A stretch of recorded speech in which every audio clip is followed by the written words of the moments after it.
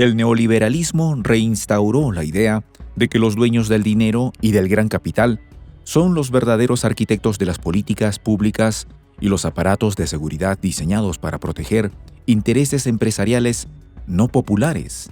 Así lo sentenció recientemente el lingüista intelectual y activista estadounidense Noam Chomsky, quien además expresó su preocupación porque la política neoliberal sea el caldo de cultivo y el camino hacia el neofascismo mundial. Chomsky es el autor de ¿Quién domina el mundo? ¿Y por qué Ucrania? Su último libro. Es el que expone, a propósito del actual contexto mundial, que una coyuntura más macabra no la hubiera ideado ni el demonio.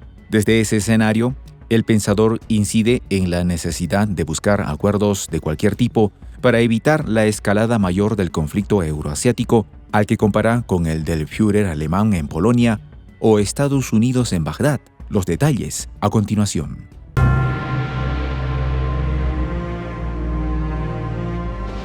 Voz de la Patria Grande.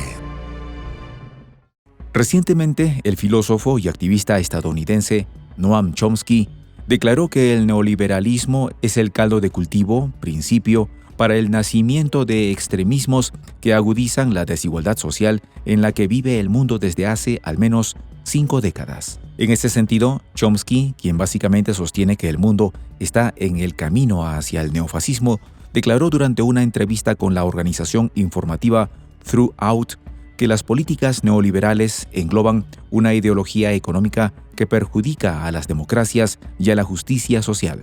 Interrogado sobre el contexto en el que la extrema derecha está ocupando escaños en los congresos europeos y en el que Europa del Este afronta perturbaciones por el conflicto en Ucrania, el pensador estadounidense reflexionó sobre las consecuencias que ha traído la entrega de los gobiernos a los grandes corporativos. En ese sentido, el autor de ¿Quién gobierna el mundo? Explicó que esa mutación de los gobiernos a lucrativas corporaciones está permitiendo el surgimiento de pensamientos hegemónicos enquistados en siglos pasados. Desde esa mirada, Chomsky advirtió que un efecto de las políticas neoliberales socioeconómicas ha sido el colapso del orden social que ha llevado al caldo de cultivo del extremismo, la violencia por odio y la búsqueda de chivos expiatorios. Un terreno que él reconoce fecundo y totalmente apto para que las figuras autoritarias que proliferan por doquier adopten las posturas de salvadores, una especie de redentores en los que el mundo deposita las últimas esperanzas para salir del caos, pero que, lejos de serlo, son llanamente el camino hacia un nuevo infierno. El filósofo e intelectual también se extendió en cómo las reglas del neoliberalismo han desatado una especie de fascismo de la calle, muy diferente al que proliferó en el siglo XX en la Italia de Mussolini o en la Alemania de Adolfo el Führer.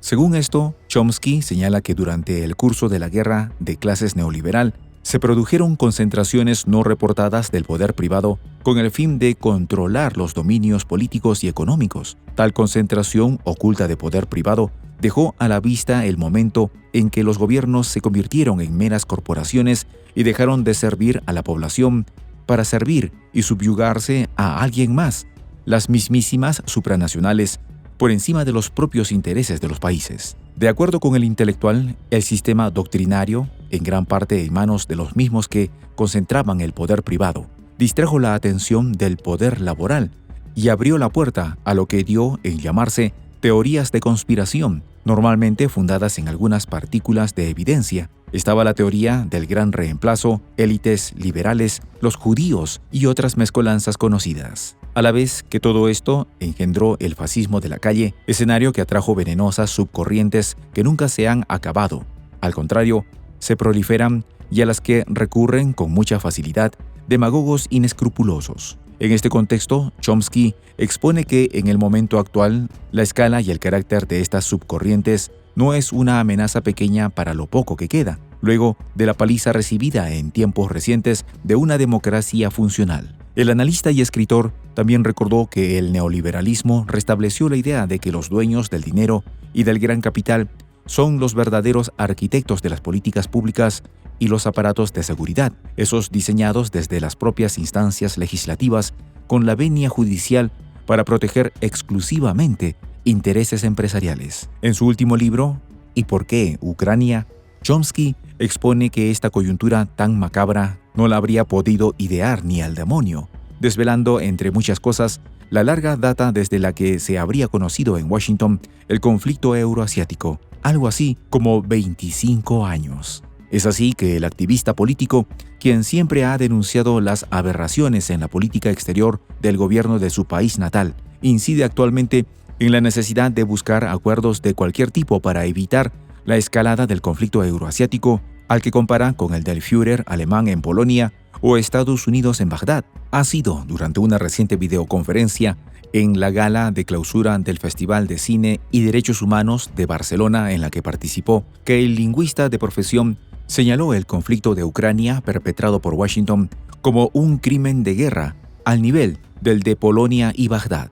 Asimismo, Chomsky, de 94 años, ubicó el origen del conflicto ucraniano en el acuerdo que en 1990 alcanzaron durante la caída de la antigua Unión Soviética el expresidente ruso Mikhail Gorbachev y el impopular estadounidense George Bush para aceptar el ingreso de la reunificada Alemania en la OTAN, con la condición de que ésta no se expandiera más hacia el este. Acuerdo que el posterior mandatario estadounidense Bill Clinton no respetó. De igual manera, Chomsky, quien durante su participación virtual en la gala ha calificado a Ucrania como un socio de facto de la OTAN, expone en el libro citado que Estados Unidos ignoró con desdén las alarmas de Rusia en lo que respecta a su seguridad y a las líneas rojas que no se debían cruzar, refiriéndose explícitamente a Georgia y aún menos a Ucrania.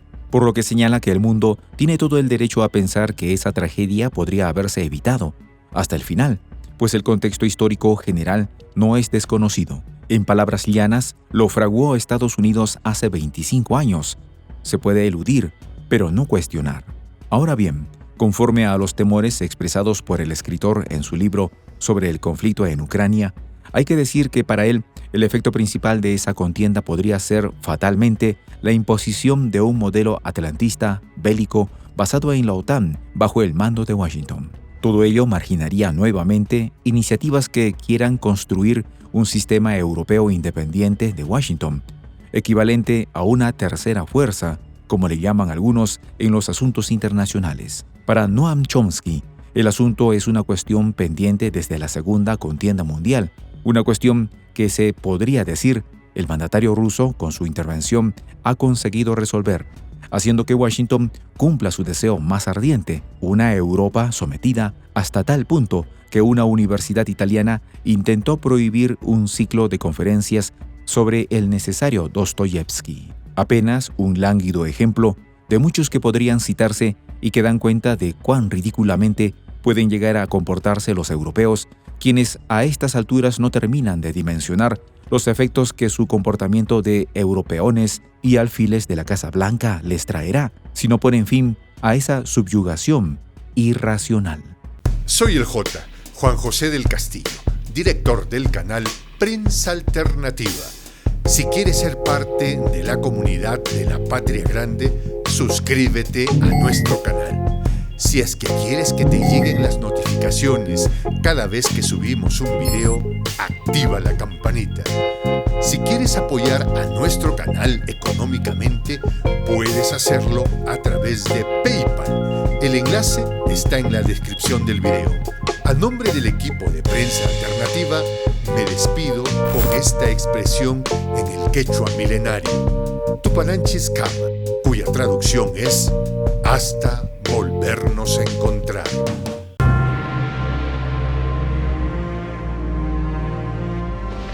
Voz de la Patria Grande.